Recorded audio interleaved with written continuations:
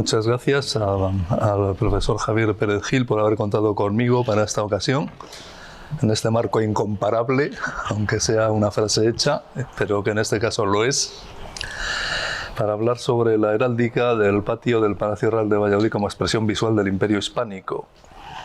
Vamos a hablar del siglo XVI, comienzos del siglo XVII, cuando ese imperio universal, hispánico y católico es el más poderoso del mundo en aquel momento. A ver si consigo saber cómo funciona esto. Ahora, ya está. El palacio en el que nos encontramos es en principio un palacio nobiliario. Un palacio nobiliario construido para el secretario imperial, don Francisco de los Cobos y Molina, comendador mayor de la Orden de Santiago, comendador mayor de León, casado en 1522 con doña María de Mendoza y Sarmiento, hija de los condes de Rivadavia. El palacio se construye como residencia nobiliaria, pero con la idea de que sirva para alojar a la familia imperial y real durante sus estancias en Valladolid. Por eso en ese palacio la heráldica va a estar presente, pero de una manera diferente a lo que sería en un palacio nobiliario.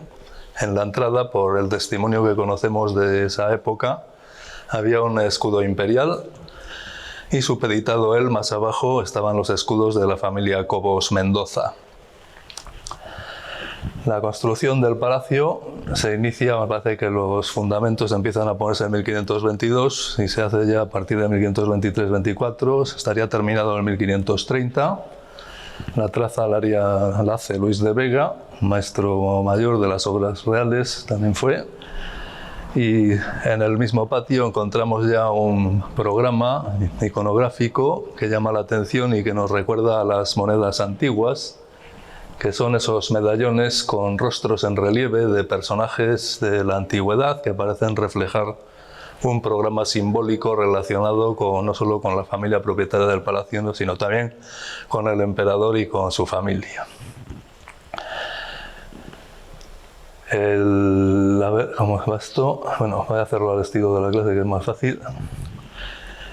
Un testimonio, no recuerdo ahora del autor, del siglo XVI, dice que sobre la portada de ese palacio, que era una portada que llamaba la atención por su grandeza y que fue muy imitada en palacios que se construyeron poco después en Valladolid por parte de otras familias nobles.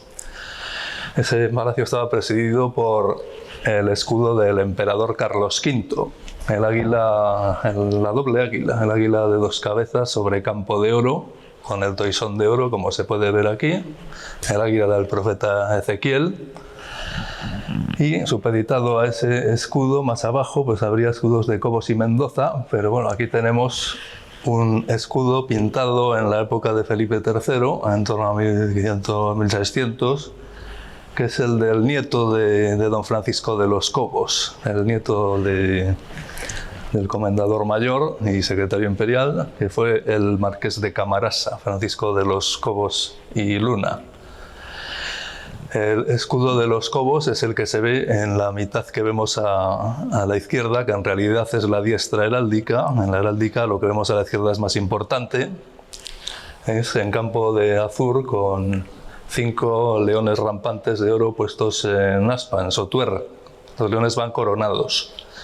Y al otro lado están las armas de los Luna, una de las ramas de los Luna aragoneses, aunque tenían un origen navarro, que vemos ahí como campo de plata con un creciente ramversado, escaquetado de sable y de plata, y una campaña también escaquetada de sable y plata, y una bordura con 7 roeles de veros.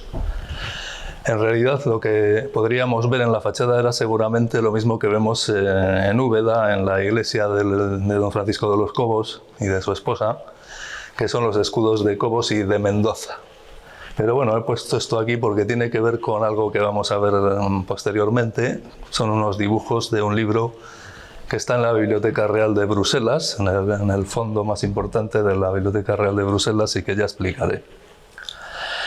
Esos medallones, que estaban presentes en muchos palacios en la época, trataban de relacionar a la familia con la grandeza de los imperios, con la grandeza imperial, y Por eso, en el caso de la monarquía hispánica del emperador Carlos V, que era emperador del Sacro Imperio Romano de la nación alemana, también era rey de Germania, hay que relacionarlo con la translatio imperii, o sea, con la traslación de los imperios a lo largo de la historia, desde la antigüedad, desde Babilonia o desde Grecia, etcétera, hasta el Cuarto Imperio, que sería el Imperio Romano, cuyo continuador sería Carlos V. Está el rey David, o sea que hay una referencia bíblica claramente a este monarca que se relacionaría con la presencia del emperador. Es el rey David, se le reconoce por su instrumento musical. Hay otro personaje con corona radiada. La corona radiada se relaciona con Grecia. Parece que el primer monarca representado con corona radiada de este tipo, en el caso griego, fue Alejandro Magno, relacionado con el sol invicto, con Helios. Está Lucrecia, que representaría con su suicidio la virtus romana, el honor, la muerte, antes que el deshonor. Está una figura femenina también que representa a la fortuna, esa fortuna cambiante que te puede llevar a la cumbre, pero también te puede llevar a lo peor, a las cimas más profundas del mal. Está el Imperio Romano, representado en una figura que claramente recuerda a los emperadores romanos de las monedas, muy escultórica, en relieve. Bueno, están descolocadas por ahí, se las puede ir uniendo. Y del Imperio Romano se saltaría al Imperio Moderno, que sería el continuador de ese Imperio Romano, en esa traslatio imperii, que sería el de Carlos V, con un personaje que por sus rasgos parece ser el representante de la autoritas romana. Como el emperador sería de la potestas, la autoritas sería el aspecto religioso representado en el pontífice. Tiene los rasgos muy parecidos a los de Adriano de Utrecht, sobre todo en la estampa de Raimondi, si lo podéis buscar. Este podría ser Adriano de Utrecht, que fue papa en 1522-23. Y después tenemos al emperador, supuestamente el emperador, porque sus rasgos coinciden bastante con el emperador Carlos V. Bien.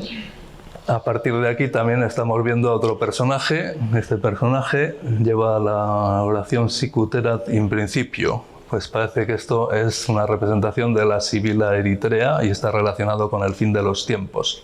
El juicio final que acabará con esos 4 imperios. Y esa oración estaba incluida en la misa de difuntos. En la misa de difuntos, donde está una de las oraciones ya conocida desde el siglo X, que es el Dies Irae, Dies Illa.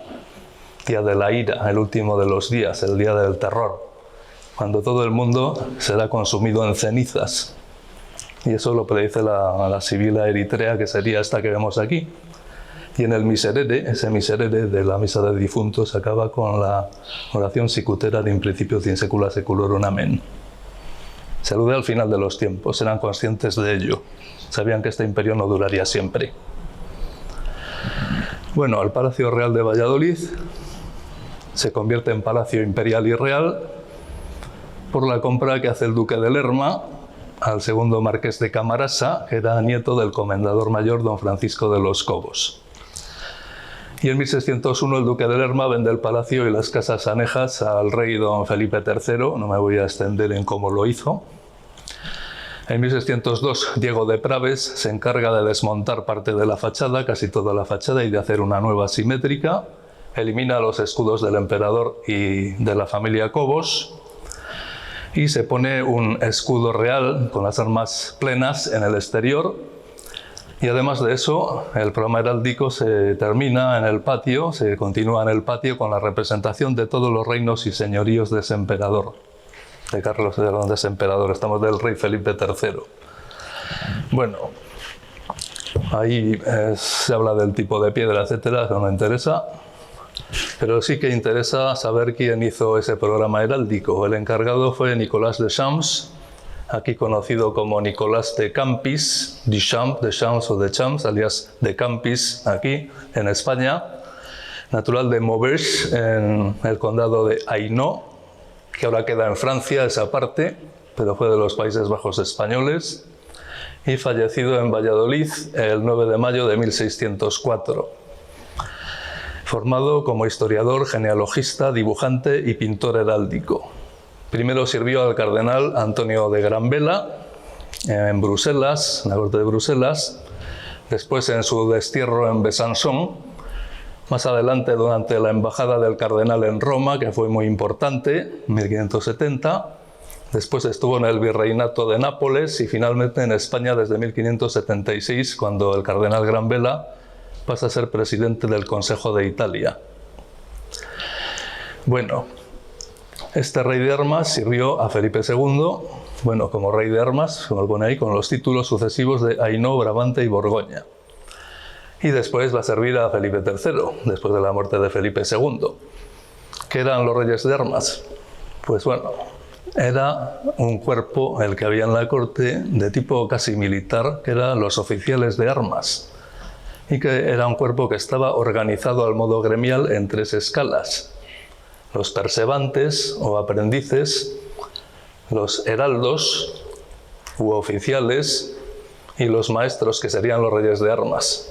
Los persevantes eran aprendices de unos 20 años, tenían aprendizaje de unos 7 años, después pasaban a ser heraldos.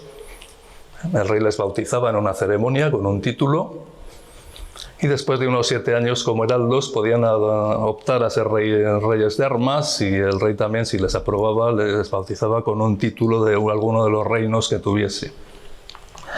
Por eso este decano de reyes de armas, Nicolas de Champs, tuvo varios títulos durante su carrera. Primero, en 1565 fue rey de armas de Hainaut, era el lugar del que procedía él. Después rey de armas Brabante, ya en los años 90, y finalmente rey de armas Borgoña. Estos fueron sus señores, el cardenal Granvela y más tarde el rey Felipe II, natural de Pucela. Y hay otro personaje relacionado con Nicolas de Champs, se llamaba Jean L'Hermite, Juan L'Hermite para nosotros, natural de Amberes, aunque era oriundo de Mons, en Hainaut. O sea que en realidad era paisano de Nicolas de Champs, de Nicolas de Campis, y había conocido ya en los Países Bajos a Nicolás de Campis, hasta el punto de que viene a España con él en 1587. En 1590 le nombró ayuda de cámara. En 1592 fue profesor de francés del futuro Felipe III, para el que se pensaba que a ver si algún día iba a visitar los Países Bajos, como habían hecho los reyes católicos, que se habían movido mucho. Y en 1598 le tenemos en los funerales de Felipe II, cuando muere Felipe II, que se celebran en la iglesia de San Jerónimo de Madrid, el día de San Lucas de 1598. En 1600 se publica el desplazamiento de la corte de Felipe III a Valladolid. En 1601 Felipe III arma caballero a este flamenco o de Hainaut en Gumiel de Mercado, donde está la residencia de la Ventosilla, del duque de Lerma. En 1602 regresa a los Países Bajos y escribe un libro que se llama Los Pasatiempos, donde narra todo lo que vio en Valladolid y toda su permanencia en la corte española en Valladolid y en varios otros lugares. Volvió a España varias veces porque muere en Madrid, como vemos, en 1562. Eso está mal, es en 1622 me parece, bueno, ya lo cambiaré. Los reyes de armas tenían una vestimenta que les hacía muy llamativos. Precedían siempre a los reyes en sus apariciones y eran la representación visual de sus territorios y de sus posesiones. Por ejemplo, este tabardo que está en el Museo de Viena representa todos los reinos y posesiones del rey Felipe II, es de finales del siglo XVI. Y a la derecha vemos al que sería rey de armas Castilla, porque aquí también había cuerpo de oficiales de armas. El principal rey de armas aquí era Castilla, con el rey de armas Aragón, y había más reyes de armas. Se vestían de esa manera, como vemos ahí, con un bastón, precedían a los reyes, les anunciaban y iban delante andando. Las guardias en los laterales y los archeros de la cuchilla detrás. Bueno, Nicolás de Campis fue sucesivamente rey de armas de Hainaut, todo esto está en Viena, de Brabante y de Borgoña. Fue su último título, Borgoña. Y además, en 1593, Felipe II le nombró superintendente de todo el diseño heráldico de las tumbas reales del Escorial. Bueno, como conocía al Hermit, enseñó al Hermit todos los secretos de la heráldica, con lo cual el libro del Hermit es un libro en el cual nos encontramos un armorial muy completo de la nobleza española y además los dibujos copiados de los originales que al parecer estaban en posesión de Nicolás de Champs, del Escorial y de otros lugares. Hay un dibujo del Escorial, otro de Aranjuez, está la Plaza Mayor de Valladolid con juegos de toros, no la he puesto pero que estoy hablando de otra cosa. Y ahí tenemos el dibujo que hace para el programa heráldico, según Nicolás de Campis, ese Jean L'Hermit, que era su amigo. Bueno, para funerales y demás, los reyes de armas se servían de papel y tinta. Y dibujaban los escudos que tenían que ir en el túmulo, en la entrada de la iglesia, etcétera, etcétera, como este documento que se conserva en Simancas y que es obra de uno de estos reyes de armas.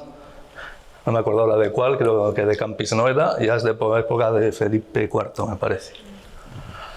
Bueno, pues hay un escudo en la entrada del palacio con las armas completas de Felipe III. Ya no está, ahora hay otro muy feo con una especie de manzana arriba, ¿no?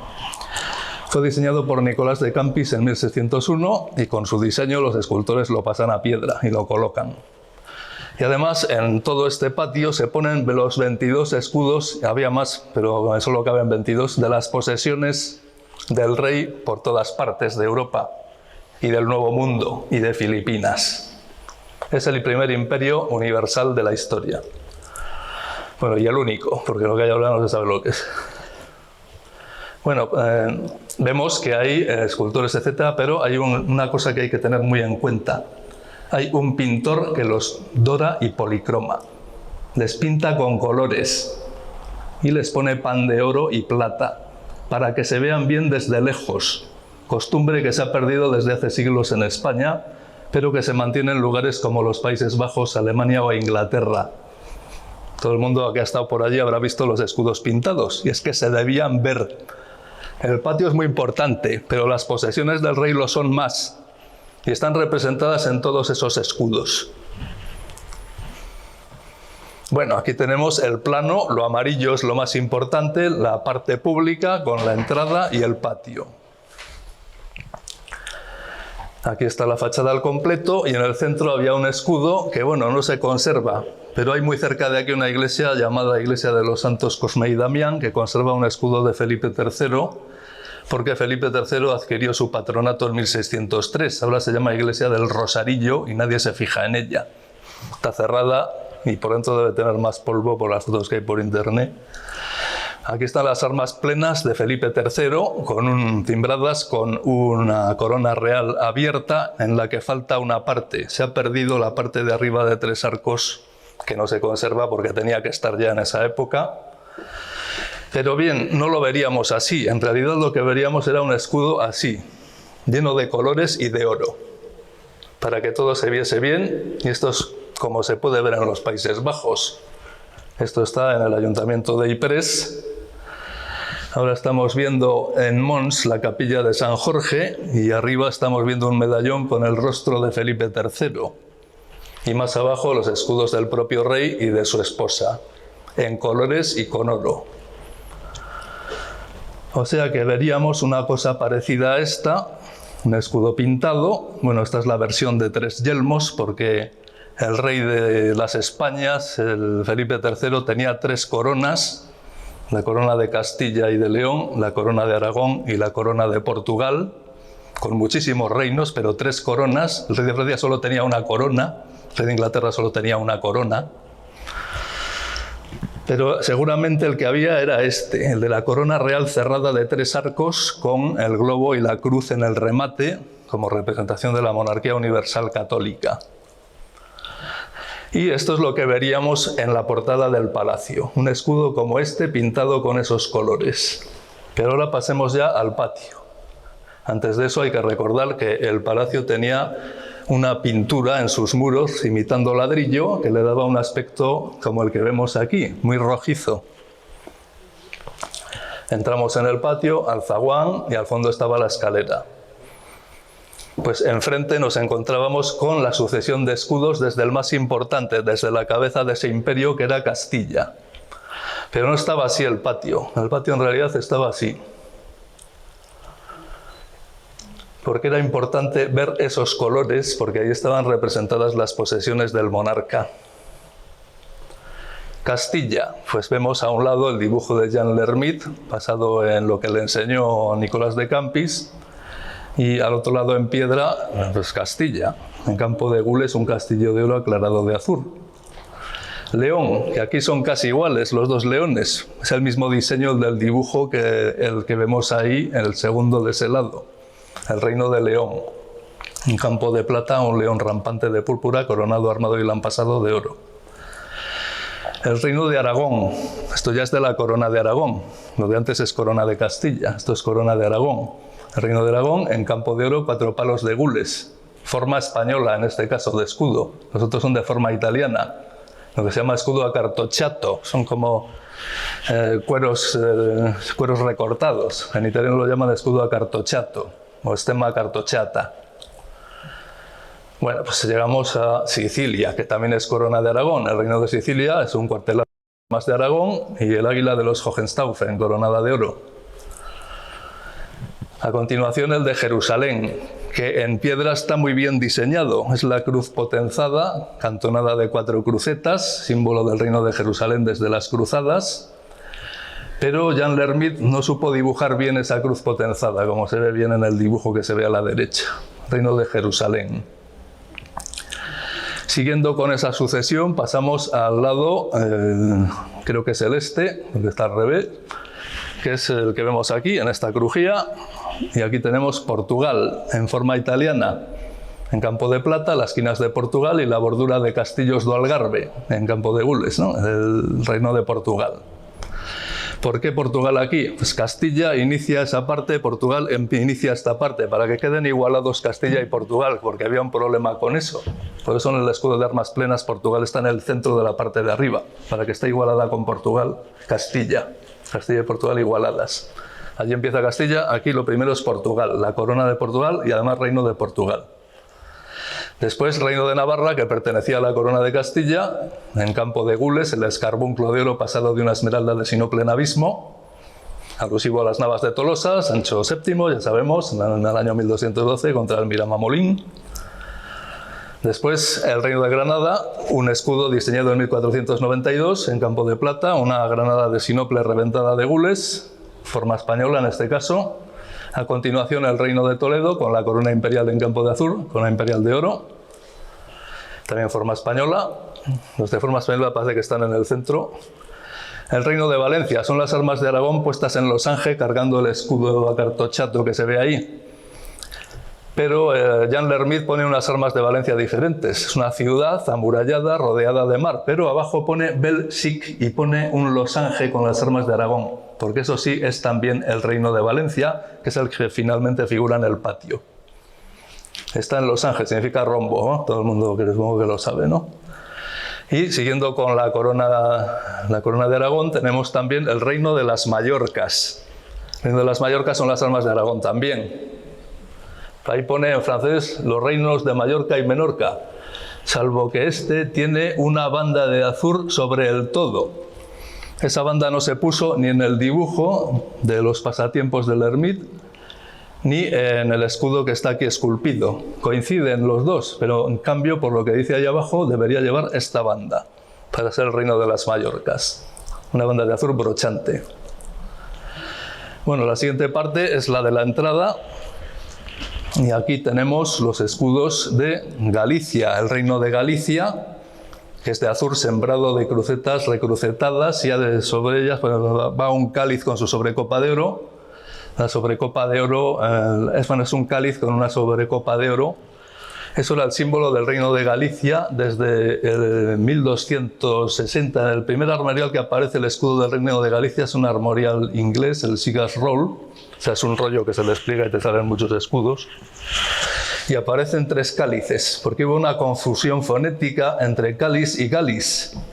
Y los heraldos ingleses, bueno, anglonormandos, en realidad no eran ingleses, eran anglonormandos, empezaron a poner un cáliz como escudo de Galicia. Y la costumbre llegó aquí y se puso un cáliz. Galiz, Galicia, Galiz. Suena igual, ¿no? Pues se quedó como un cáliz por esa razón, por una confusión fonética. Es el reino de Galicia, perteneciente a la corona de Castilla. Después el reino de Sevilla, que es la imagen de San Fernando. El escudo está deteriorado en una mitad, pero en la otra no. Pero bueno, estos dibujos servirían para una restauración. Son de la misma época del palacio. L'Hermite y Campi se pasearon por este patio, ¿eh? Aquí está el reino de Córdoba, en campo de oro, 3 fajas de gules. El reino de Murcia, con las 6 coronas de Alfonso X el Sabio, y después la 7ª que concede Pedro el Cruel, en campo de gules, las 7 coronas de oro, el reino de Murcia. Y el reino de Jaén, que es la imagen otra vez de San Fernando, pero en este caso de busto. Claro, está tan estropeado el escudo que casi no se ve, pero al poner el dibujo al lado pues ya nos hacemos una idea de cómo era ese escudo. Se puede restaurar a partir de ese dibujo. Ese es el reino de Jaén. Y nos falta la herencia Habsburgo, que está en aquel lado de allá, la del sol. Aquí ya no hay reinos, o sea que tiene menos categoría. Y el primer título es el de archiduque de Austria, en campo de gules, una florado de flores de lis de oro y una banda componada de gules y de plata, gules y plata. Se ve que es forma italiana también. El siguiente es Borgoña Antigua, que es un fajado de 6 piezas de oro y azur con bordura de gules. Este está hecho en forma española, como se ve, es el del centro, de allí. Armas de Borgoña. También es duque de Milán. Las armas del ducado de Milán se identificaron con las armas familiares de los Visconti y más tarde de los Sforza, que es el biscione, o sea, la culebra que se traga a un niño de color rojo. Esto se llama biscione en heráldica italiana, el biscione, tragando un niño de gules. Y en el cuartel primero y cuarto vemos en campo de oro el águila de sable del imperio, porque el ducado de Milán pertenecía al Sacro Imperio. Por eso está el águila del imperio. El escudo está tan estropeado que lo único que se ve es el biscione. Las águilas casi no se ve una pata por ahí, pero casi se ha estropeado del todo.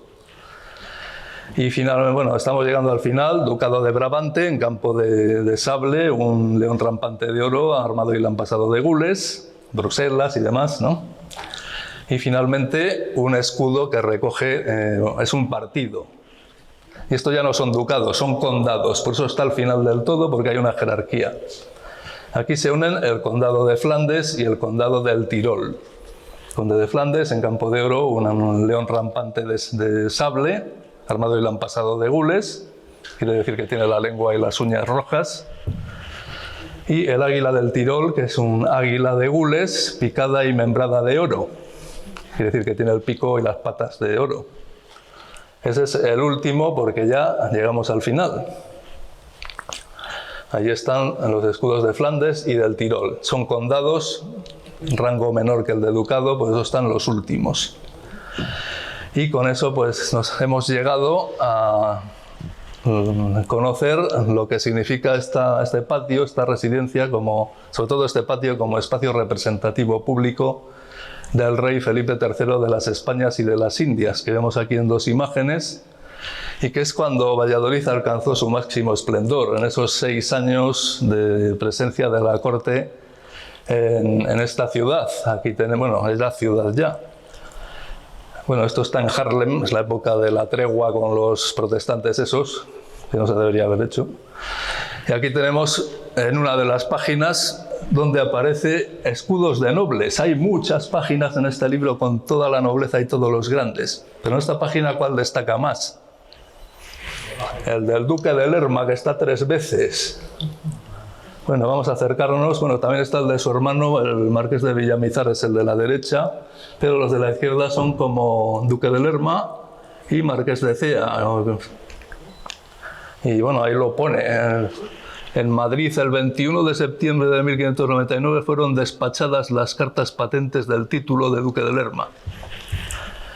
Estaba haciéndolo aquí, es que estaba aquí, Jean L'Hermide estaba aquí paseando por este patio cuando podíamos, cuando dejaban entrar. Y ahí se puede ver Rojas y Sandoval, marqués de Diene, primer duque de Lerma.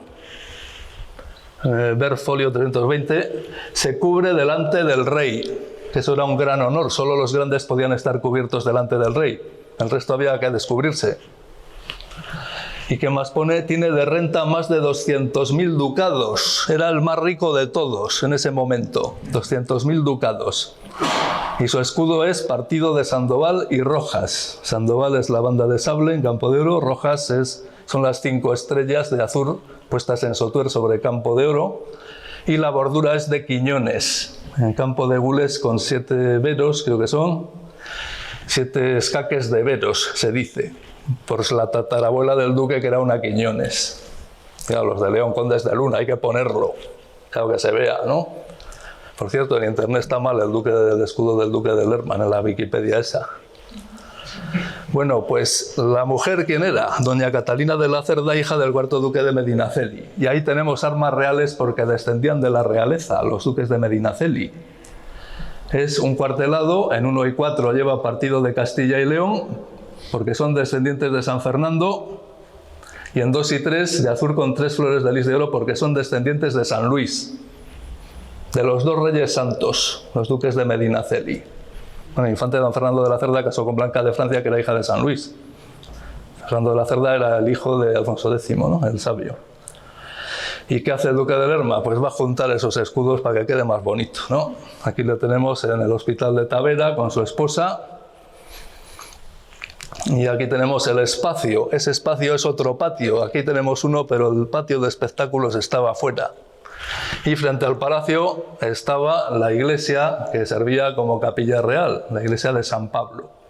¿Y qué hace el duque de Lerma? Pues adquirir su patronato y poner sus escudos por todas partes, usurpando los de Fray Alonso de Burgos.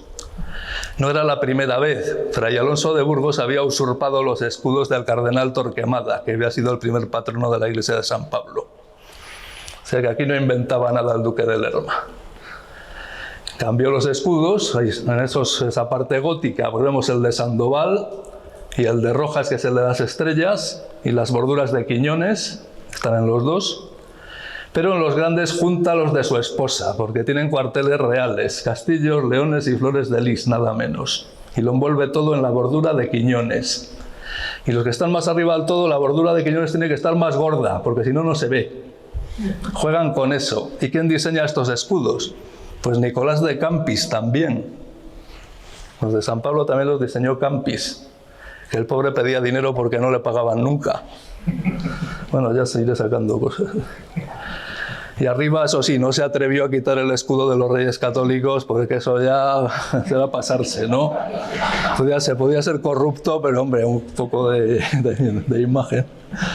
Y dentro, pues dentro las tenemos en colores. Son los diseños de Campis, pasados a tamaño grande por los pintores, con los colores que tienen que ir. Ahí se ve que la bordura, o debe ser la de Quiñones, están por todas partes. Y así pues homenajeamos a este señor, gracias al cual estamos aquí reunidos hoy. El duque de Lerma. La miniatura me costó encontrarla, la encontré hace tiempo, la tenía por ahí archivada, no me acuerdo ya ahora de qué libro era. Pero ese es el duque de Lerma en torno a 1609, una cosa así. Así que muchas gracias y espero que les haya gustado.